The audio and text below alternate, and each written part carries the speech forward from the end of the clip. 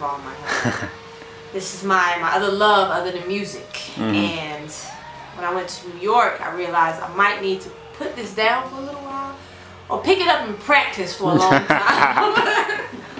So, you know, I went to New York.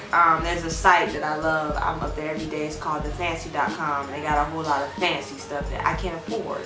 So I make wish lists of fancy things I like. But, you know, I was on Twitter and, you know, I met the guy that owns the site. So, you know, I was like, I'm in New York. He said, come through. So, you know, I go to the office and the receptionist is taking me to his office. And he's like, nah, take it to the lounge. I mean, in there. So I get in the lounge and, you know, I'm just looking around. I look outside. There's a basketball court. Of course, that caught my eye because I like basketball.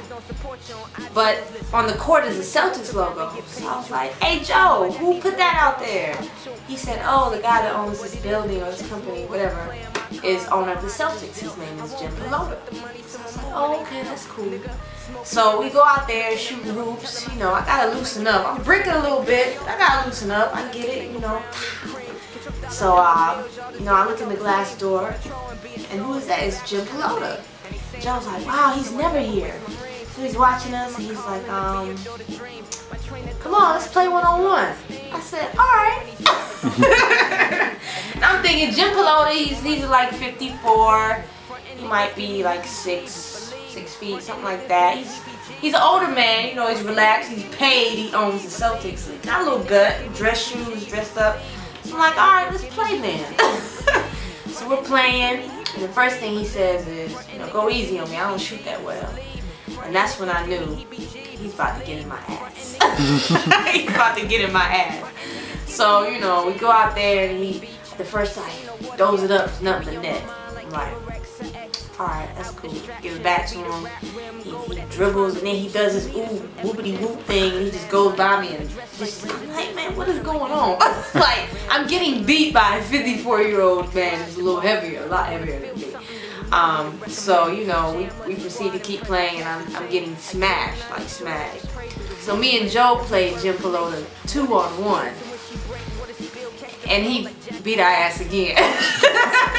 Like splitting the defense and doing all this tricky stuff. So, you know, I'm just like, you played in college, didn't you? He said, yeah, a little place called UMass. I'm like, that's he's sunning me, he's taking my head and grabbing it like that. And yeah, that's how I got beat by Jim Pallotta, the owner of the Boston Celtics. And as he's leaving the court after beating me so bad, it's the goal is facing this way and there's a door.